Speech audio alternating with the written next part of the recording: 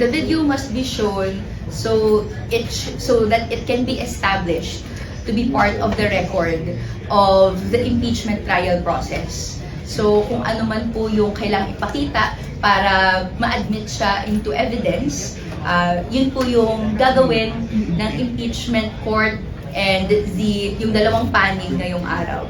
So gusto rin natin marinig yung testimony ng NBI agents na kung babasahin lang natin sa House Committee on Justice, no, can testify as to the authenticity of that video.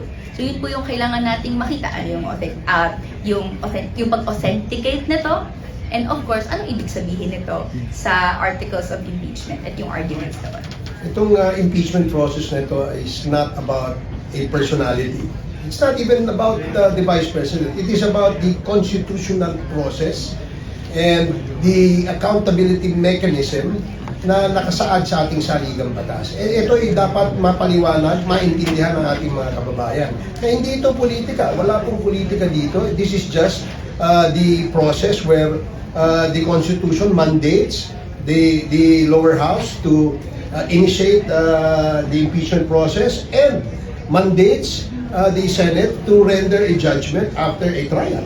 So ito ay nakita natin buhay na buhay, no? Nakikita natin na gumagana itong prosesong ito na nakasaad sa ating saligang batas.